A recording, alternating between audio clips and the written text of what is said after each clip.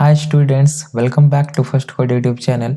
Software engineering के इस lecture में आज हम लोग सॉफ्टवेयर डिजाइन के दो अप्रोच जो कि है स्ट्रक्चर्ड डिजाइन और दूसरा ऑब्जेक्ट ओरिएंटेड डिजाइन, इन दोनों को डिस्कस करेंगे। आप लोग स्ट्रक्चर्ड डिजाइन और ऑब्जेक्ट ओरिएंटेड डिजाइन को भली भांति अच्छे तरीके से जानते हैं, लेकिन आपको टर्म्स पता नहीं है। देखिए, आप लोग सी लैंग्वेज पढ़ चुके हैं थर्ड सेमेस्टर में, है ना। तो सी लैंग्वेज क्या था, ध्यान दीजिए। आप लोग पढ़े होंगे इंट्रोडक्शन में, सी लैंग्वेज क्या था, स्ट्रक्चर्ड प्रोग्रामिंग लैंग्वेज था, है ना, या फंक्शनल प्रोग्रामिंग लैंग्वेज था। आप लोग फोर्थ सेम में सी प्लस प्लस पढ़े, अभी आप लोग जावा पढ़ रहे हैं। तो ये क्या है, ऑब्जेक्ट ओरिएंटेड प्रोग्रामिंग लैंग्वेज है। तो ये किसे फॉलो करता है, object oriented design, object oriented paradigm को फॉलो करता है।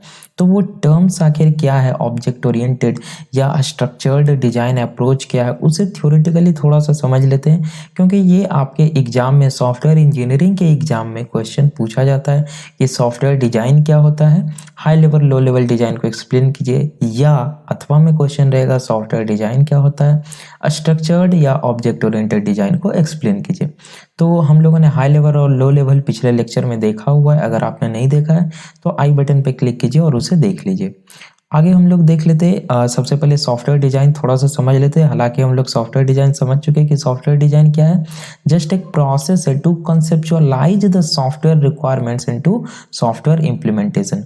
यानी जो सॉफ्टवेयर का रिक्वायरमेंट्स है उसे सॉफ्टवेयर इंप्लीमेंटेशन में कंसेप्चुअलाइज करना ही सॉफ्टवेयर डिजाइन है। हम लोगों ने पिछले लेक्चर में पढ़ा था एक डेफिनेशन कि सॉफ्टवेयर डिजाइन क्या है। सॉफ्टवेयर डिजाइन एक वे है जिसमें हम लोग जो एसआरएच डॉक्यूमेंट में रिक्वायरमेंट रहता है, उस रिक्वायरमेंट को हम लोग क्या करते हैं, एक फॉर्म, एक प्रॉपर मैनर में कन्वर्ट करते हैं, जिससे कि डेवलपर्स को आसानी हो सके सॉफ्टवेयर को डेवलप करने में। वही सॉफ्टवेयर डिजाइन होता है जिसमें हम लोग डेटा फ्लो डायग्राम और हम लोग डिफरेंट तरह के टेक्निक्स का सीडो कोड वगैरह यूज करते हैं। ठीक है, तो यहाँ पे छोटा सा ओवरव्यू ले लेते हैं। Software design takes the user requirements as challenges and tries to find optimum solution. Software design क्या करता है, जो यूजर के रिक्वायरमेंट्स रहते हैं उसे एज ए चैलेंज एक्सेप्ट करता है और जो ऑप्टिमम सॉल्यूशन होता है उसे फाइंड करने की कोशिश करता है। While the software is being conceptualized, जब सॉफ्टवेयर कंसेप्चुअलाइज किया जा रहा होता है सॉफ्टवेयर डिजाइन के तहत, a plan is chalked out to find the best possible design for implementing the intended solution। Means उसी में एक प्लान फिगर आउट किया जा रहा होता है जिससे क्या हो सके, बेस्ट पॉसिबल डिजाइन हम लोग बना सके सॉफ्टवेयर डिजाइन के तहत। ठीक है, तो ये होता है आपका software design. Software design just एक, इसमें कोई कोडिंग का फेज नहीं होता, ये आपको ध्यान देना है।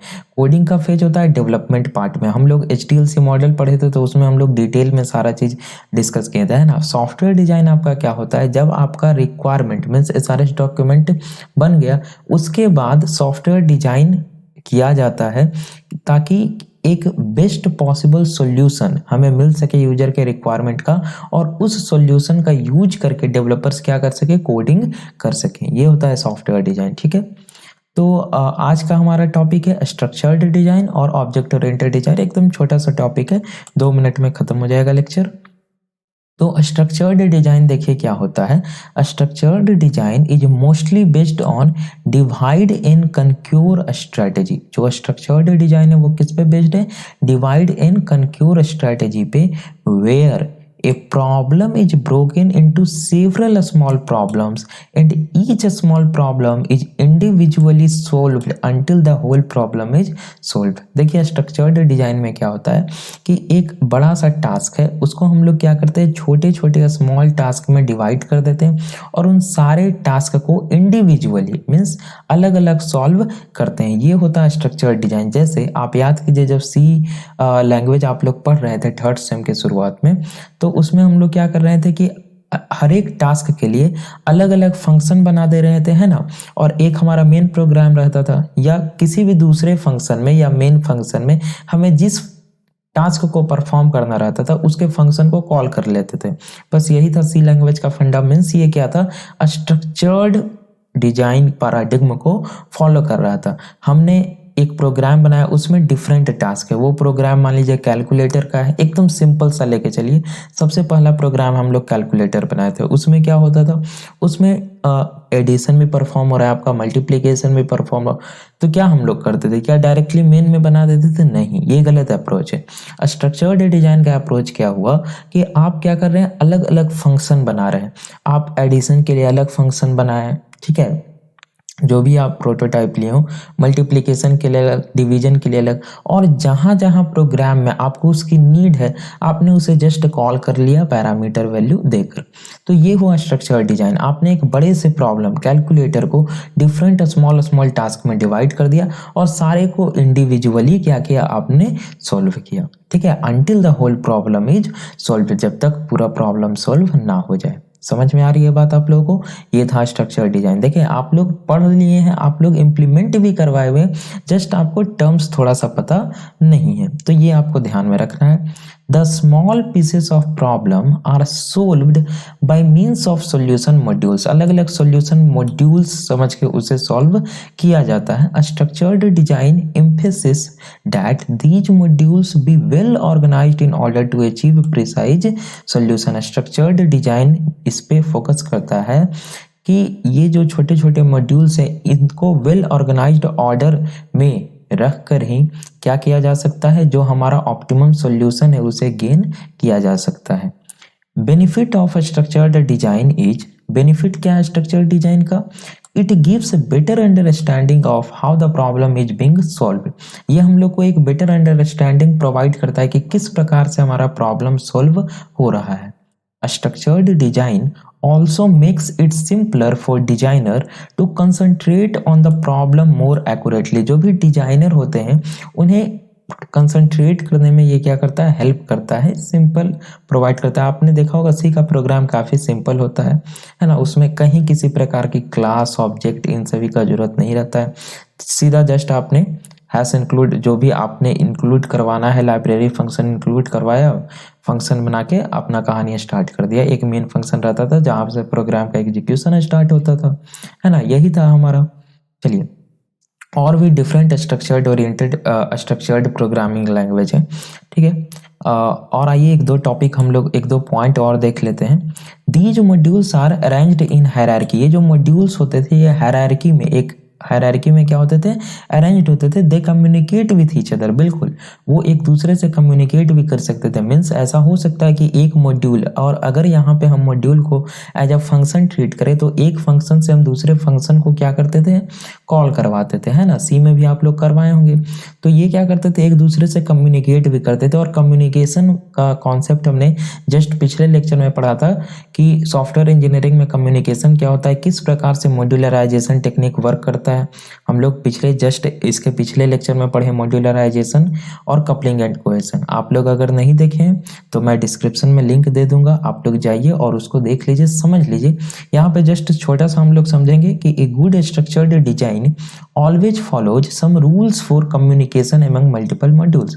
जो एक अच्छे स्ट्रक्चर्ड प्रोग्रामिंग की पहचान होती है, अच्छे स्ट्रक्चर्ड डिजाइन की पहचान होती है, वो क्या करते हैं, कुछ सेट ऑफ रूल्स फॉलो करते हैं कम्युनिकेशन के लिए, कि दो मॉड्यूल्स या दो मॉड्यूल्स के एलिमेंट कितने हद तक अपने आपस में क्या करेंगे, कम्युनिकेट करेंगे, लिंक्ड रहेंगे।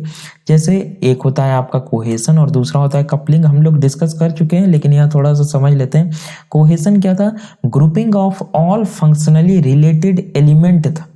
और कोहेसन के पहले हम कपलिंग समझते हैं, ठीक है। पहले कपलिंग समझिए। कपलिंग क्या है, communicate between different modules. Means जो एक प्रोग्राम को हमने छोटे छोटे मॉड्यूल्स में डिवाइड किया, वो एक मॉड्यूल से दूसरे मॉड्यूल से जब कम्युनिकेट करते हैं तो उसे कपलिंग कहा जाता है। बस इतना समझिए। अगर आपको कपलिंग के लेवल्स को भी समझना है, डेटा कपलिंग और भी सारे जो लेवल्स है, तो आप पिछले लेक्चर को रेफर कीजिए, ठीक है। और उसके बाद हमने देखा था कोहेसन। कोहेसन क्या था, इंट्रा डिपेंडेबिलिटी ऑफ मॉड्यूल्स, है ना। हमने पिछले लेक्चर में पढ़ा था कि जो मॉड्यूल के एलिमेंट्स हैं, है ना, एक मॉड्यूल है आपका, उस मॉड्यूल में जो एलिमेंट्स हैं वो आपस में कितने डिपेंडेंट हैं एक दूसरे पे, वो कहलाता है क्या, cohesion. Means grouping of all functionally related elements इस पॉइंट पे आपको फोकस करना है, इस पे आपको दबाव देना है। क्या एलिमेंट्स, क्या कि grouping of all functionally related elements, जो भी फंक्शनली रिलेटेड एलिमेंट्स हैं, है ना, क्या है, एलिमेंट्स है, एक मॉड्यूल के जो फंक्शनली रिलेटेड एलिमेंट्स हैं उनको एक ग्रुप में कर देना, यही है कोहेशन।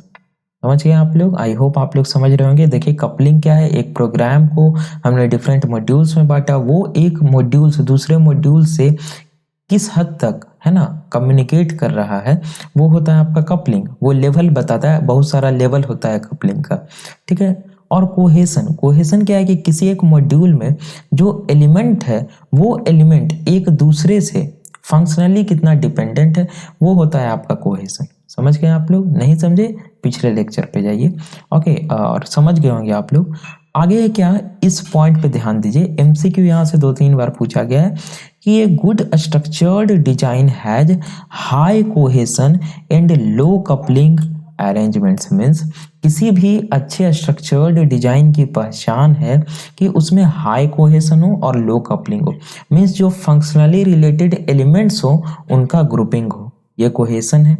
और कपलिंग क्या है कि एक मॉड्यूल दूसरे मॉड्यूल पे ज़्यादा डिपेंडेंट ना हो, कम से कम कपलिंग हो। हमने कपलिंग में पढ़ा था कि एज लेस एज पॉसिबल, जितना कम कपलिंग हम लोग कर सकते हैं, क्योंकि अगर एक मॉड्यूल में हम लोग चेंज करें तो दूसरा मॉड्यूल पे उसका इफेक्ट पड़ता है अगर ज़्यादा कपलिंग रहेगा तब, जो कि डिजाइन को क्या बना देगा, डिजाइन थोड़ा सा हमारा खराब हो जाएगा, है ना, कर सकते हैं हम लोग। तो इसीलिए क्या होना चाहिए, हाई कोहेशन होना चाहिए, एक ग्रुप में फंक्शनली रिलेटेड एलिमेंट्स होने चाहिए, ना कि एक मॉड्यूल दूसरे मॉड्यूल पे डिपेंडेंट होना चाहिए। तो देखिए इसको याद करने के लिए आप थोड़ा सा ट्रिक अपना सकते हैं। क्या, देखिए कि हाई कौन सा होना चाहिए, तो कोहेशन में देखिए एच आता है, तो एच मतलब ये देखिए कोई हम सिर्फ याद रखने का ट्रिक बता रहे हैं, ये कोई है ना सॉफ्टवेयर इंजीनियरिंग का कॉन्सेप्ट नहीं है। एच है तो मतलब हाई होना चाहिए।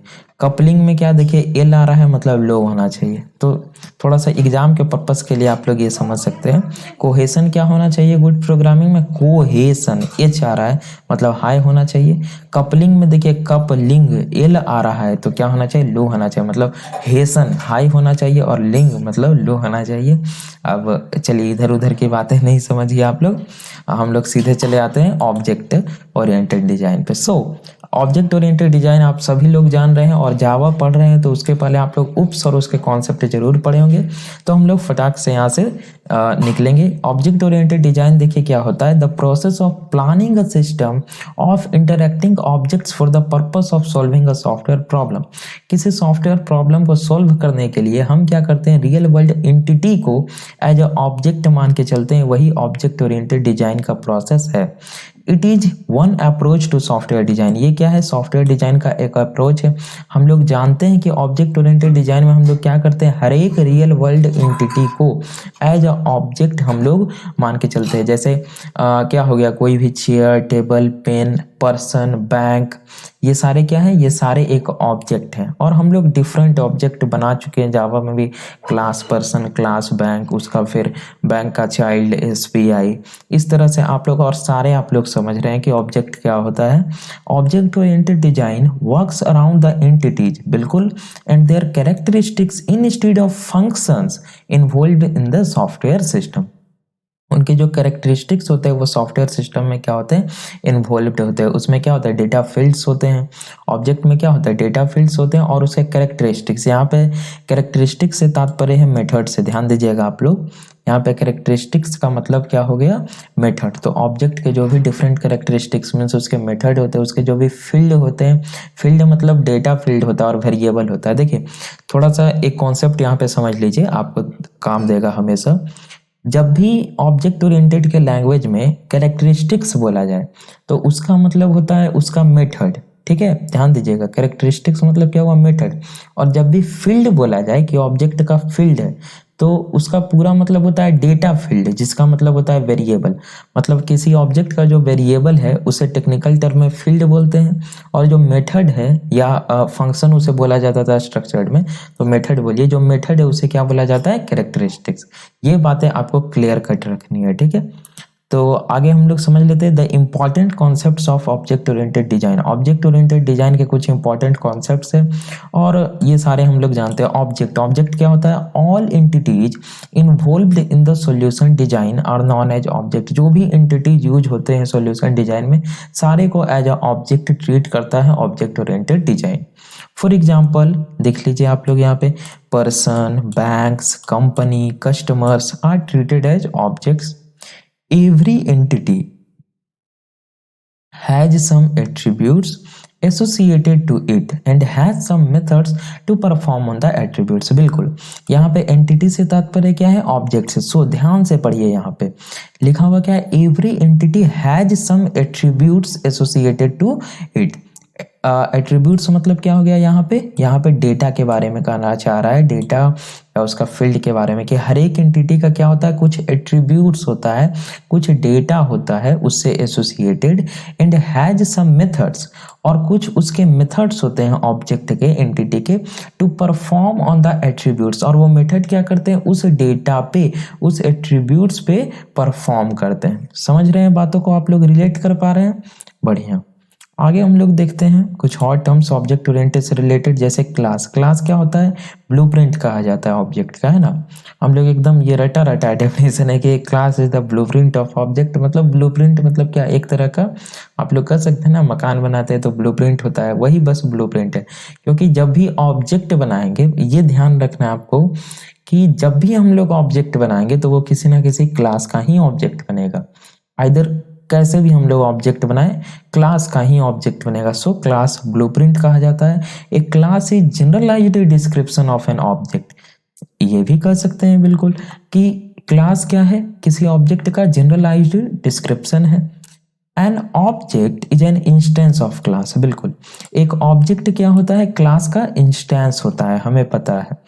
Class defines all the attributes which an object can have and methods which defines the functionality of the object। देखिए, समझिए इस पॉइंट को, यहां से लेकर यहां तक ये क्या कहना चाह रहा है कि एक क्लास हर एक एट्रीब्यूट्स मीन्स हर एक डेटा फील्ड्स मीन्स हर एक वेरिएबल्स को कंटेन करके रखता है और हर एक मेथड्स को कंटेन करके रखता है जो कि फंक्शनलिटी को प्रोवाइड करते हैं। समझ गए बात को आप लोग? In the solution design attributes are stored as variables. देखिए यहाँ पे बता दिया गया, हमने जो बताया था, एट्रीब्यूट्स को स्टोर्ड किया जाता है एज अ वेरिएबल। जो डिजाइन होता है actually design, and functionalities are defined by means of methods और प्रोसीजर। तो समझ गए आप लोग, एट्रीब्यूट्स माने क्या? वेरिएबल्स, और फंक्शनलिटीज या फंक्शन मीन्स क्या? मेथड्स। ठीक है, और कैरेक्टरिस्टिक्स भी बोला जाता है वेरिएबल्स को। इनकैप्सुलेशन हम लोग जान रहे हैं कि इनकैप्सुलेशन क्या होता है। हम लोग देखिए पहले समझ लीजिए, इनकैप्सुलेशन क्या होता है कि हम लोग देखिए जावा में क्लास बनाते हैं, उसमें क्या करते हैं हम लोग? डिफरेंट वेरिएबल्स को रखते हैं, डेटा को, साथ में उस डेटा पे परफॉर्म करने के लिए क्या रखते हैं हम लोग? मेथड रखते हैं जो कि फंक्शनलिटी परफॉर्म करते हैं। मीन्स हम लोग फंक्शनलिटी और डेटा, एट्रीब्यूट और कैरेक्टरिस्टिक्स को क्या कर दे रहे हैं? हम लोग बाइंड अप कर दे रहे हैं एक सिंगल यूनिट में। तो उसी कॉन्सेप्ट को, उसी बाइंडिंग के कॉन्सेप्ट को एक सिंगल यूनिट में इनकैप्सुलेशन कहा जाता है। मीन्स एक तरह से कैप्सूल में हमने क्या कर दिया? बाइंड कर दिया। सो OOD मतलब ऑब्जेक्ट ओरिएंटेड डिजाइन हो गया। ये सब छोटा छोटा टर्म्स ध्यान रखना है। The attributes means data variables, and methods means operation on the data. Methods means क्या? उस डेटा पे ऑपरेट करने वाला operation, are bundled together is called encapsulation. हम क्या कर रहे हैं? एट्रीब्यूट्स को और मेथड्स को बंडल्ड कर रहे हैं एक सिंगल यूनिट में, जो इनकैप्सुलेशन है। Encapsulation not only bundles important information of an object together, but also restricts access of data and methods from the outside world। बिल्कुल, हम लोग क्लास बनाते हैं तो यहाँ पे ज़्यादा डीप हम नहीं जाएंगे। एक्सेस मॉडिफायर देखिए बहुत सारे हम लोग C++ में भी पढ़े, जावा में भी, और भी डिफरेंट लैंग्वेजेज में एक्सेस स्पेसिफायर होते हैं। यहाँ कोई लैंग्वेज स्पेसिफिक का बात नहीं हो रहा है, यहाँ पे पैराडिग्म का बात हो रहा है। जो भी लैंग्वेज ऑब्जेक्ट ओरिएंटेड पैराडिग्म को फॉलो करता है उसमें इनकैप्सुलेशन होता है। इनकैप्सुलेशन डेटा और कैरेक्टरिस्टिक्स को तो बाइंड करता ही है, साथ में हमें क्या करता है? सिक्योरिटी प्रोवाइड करता है कि आउटसाइड वर्ल्ड हमारे डेटा को एक्सेस नहीं कर सकता है। मीन्स हमारे पास ये सुविधा होती है कि हम चाहे तो आउटसाइड एक्सेस कर सकता है, चाइल्ड एक्सेस कर सकता है या नहीं, है ना, चाइल्ड डिफरेंट पैकेज में एक्सेस कर सकता है नहीं, ये सब हम लोग पढ़ चुके हैं। पब्लिक प्राइवेट प्रोटेक्टेड डिफॉल्ट आप सभी लोग जानते हैं। अलग अलग प्रोग्रामिंग लैंग्वेज में अलग अलग कॉन्सेप्ट होता है। So this is called information hiding. बिल्कुल, इसे इंफॉर्मेशन हाइडिंग कहा जाता है। मीन्स आउटसाइडर से क्या करना, इंफॉर्मेशन को हाइड करना। और आगे एक दो टर्म्स हम लोग और समझ लेते हैं। इनहेरिटेंस। इनहेरिटेंस देखिए क्या होता है, आप सभी लोग जान रहे हैं। मीन्स किसी एक चाइल्ड का किसी एक क्लास का चाइल्ड क्रिएट करना क्या होता है, इनहेरिटेंस है। So object-oriented design allows similar classes to stack up in hierarchical manner, where the lower or subclasses can import, implement, and reuse allowed variables and methods from their immediate superclasses. देखिए ये कहना क्या चाह रहा है कि object oriented design क्या करता है, अलाउ करता है कि जो सिमिलर टाइप के क्लासेस हैं उनको हम एक हायरार्किकल मैनर में क्या कर सके, उसे डिजाइन कर सके। मीन्स क्या कि जैसे मान लीजिए एक हमने सुपर क्लास सबसे बना दिया, क्या क्लास व्हीकल, हमने फिर उससे एक्सटेंड करवा लिया व्हीकल से क्लास बस, है ना, बस से फिर हमने एक्सटेंड करवा लिया क्लास पिकअप, क्लास ट्रक, इस तरह से। मीन्स हम क्या कर रहे हैं, एक हायरार्किकल मैनर में जो हमारा ऑब्जेक्ट है या जो हमारा क्लास है उसको डिजाइन कर रहे हैं। और जो हमारा सबसे लोअर क्लास होगा वो क्या कर सकेगा, अपने इमीडिएट पेरेंट और दूसरे जो भी लेवल के पेरेंट हैं उनके जो भी अलाउड वेरिएबल्स और अलाउड कैरेक्टरिस्टिक्स है उनको इम्प्लीमेंट कर सकता है, उनको इनहेरिट कर सकता है, ओवरराइड कर सकता है। ये सारे कॉन्सेप्ट उप्स के कॉन्सेप्ट हैं, आप लोग जानते हैं, ठीक है। This property of object oriented design is known as inheritance. इसी प्रॉपर्टीज को इनहेरिटेंस कहा जाता है। This makes it easier to define a specific class and to create a generalized class from a specific one। ये क्या करता है, हमें इजी वे प्रोवाइड करता है कि हम एक स्पेसिफिक क्लास डिफाइन करें और उस स्पेसिफिक क्लास से डिफरेंट जनरलाइज्ड क्लास हम लोग डिफाइन कर दें, ठीक है। और आगे देखिए एक और जो ऑब्जेक्ट ओरिएंटेड डिजाइन का कॉन्सेप्ट है वो क्या है, पॉलीमॉर्फिज्म। पॉलीमॉर्फिज्म देखिए स्टैटिक पॉलीमॉर्फिज्म, डायनामिक पॉलीमॉर्फिज्म, ये जावा का कॉन्सेप्ट था, आप लोग जानते हैं। तो यहाँ पे जस्ट हम लोग ओवरव्यू देखेंगे कि object oriented design languages provides a mechanism where methods performing similar tasks but vary in arguments. अब देखिए यहाँ पे अगर आप लोग प्रोग्रामिंग लैंग्वेज अच्छे से नहीं पढ़े तो थोड़ा सा आपको समझने में कन्फ्यूजन होगा, लेकिन हम प्रयास कर रहे हैं समझाने का। देखिए can be assigned same name, this is called polymorphism. देखिए आप लोग थोड़ा सा भी पढ़े होंगे सी प्लस प्लस या जावा, तो उसमें एक मेथड ओवरलोडिंग का कॉन्सेप्ट होता है, ध्यान है, जो कि सेम क्लास में परफॉर्म होता है। जिसे हम लोग स्टैटिक पॉलीमॉर्फिज्म या कंपाइल टाइम पॉलीमॉर्फिज्म, ऐसा कुछ कॉन्सेप्ट ध्यान आ रहा है ना, चलिए याद आ रहा है आप लोग। उसमें देखिए क्या होता था, उसमें मेथड का नेम हम लोग सेम रखते थे, लेकिन जो आर्गुमेंट रहता था उसमें डिफ्रेंशिएट कर देते थे। दो तरह से आर्गुमेंट को डिफ्रेंशिएट करते थे, या तो हम लोग आइदर क्या कर देते कि नंबर ऑफ आर्गुमेंट को चेंज कर देते थे, है ना, या तो हम लोग क्या करते थे कि आर्गुमेंट के डेटा टाइप को चेंज कर देते थे। तो वो क्या होता था कि मेथड का नेम है सेम, है ना, लेकिन टास्क वो डिफरेंट परफॉर्म करवा रहा है, तो वो हुआ पॉलीमॉर्फिज्म। पॉलीमॉर्फ, है ना, दो वर्ड से मिलकर बना है। Poly means many, morph means form, means क्या कि मेनी फॉर्म, एक ही नेम है लेकिन उसका डिफरेंट फॉर्म है। चलिए उतना डीप में जाना नहीं है। और दूसरा होता था आपका क्या, विच allows a single interface performing task for. अच्छा, इसमें रन टाइम पॉलीमॉर्फिज्म नहीं दिया, अलग अलग प्रोग्रामिंग लैंग्वेज में अलग अलग कॉन्सेप्ट होते हैं, इसलिए रन टाइम में देखिए क्या होता था, जावा में ध्यान दीजिए ओवर राइडिंग का कॉन्सेप्ट आता था, है ना। मीन्स रन टाइम डिसाइड होता था कि जेवीएम डिसाइड करता था कौन सा हमारा मेथड क्या होगा, एग्जीक्यूट होगा। आइदर हम चाइल्ड का रेफरेंस यूज कर रहे हैं या हम पेरेंट का रेफरेंस यूज कर रहे हैं, इस पे डिपेंड करता था ये सारी चीजें। तो अभी वो सब हटाइए आप। Which allows a single interface performing task for different type, बिल्कुल depending upon how the function is invoked. देखिए एकदम सेम चीज अभी जो हमने कहा कि किस डिपेंड करता है कि आप किस तरह से फंक्शन को इन्वोक करते हैं। आप चाइल्ड का रेफरेंस यूज कर रहे हैं, पेरेंट का रेफरेंस यूज कर रहे हैं, रन टाइम डिपेंड करेगा, है ना, ये सारा। Respective portion of the code gets executed, जो भी रिस्पेक्टिव पोर्शन रहेगा कोड का वो एग्जीक्यूट करेगा। समझ रहे हैं आप लोग। तो ये था स्टूडेंट आज का हमारा लेक्चर। आज के लेक्चर में हमने समझा क्या कि सॉफ्टवेयर डिजाइन क्या होता है। सॉफ्टवेयर डिजाइन के दो अप्रोच, स्ट्रक्चर्ड डिजाइन और ऑब्जेक्ट ओरिएंटेड डिजाइन, इन दोनों अप्रोच को हमने समझ लिया किस तरह से फॉलो होता है, इनका मैकेनिज्म क्या होता है। तो आई होप आपको लेक्चर पसंद आया होगा। तो वीडियो को जाइए और लाइक कर दीजिए, चैनल पर नए तो चैनल को सब्सक्राइब कीजिए और कमेंट आप लोग जरूर कीजिए। कमेंट से हमारा क्या होता है, मोटिवेशन इंक्रीज होता है। तो मिलते हैं अपने नेक्स्ट लेक्चर में। Thanks for watching.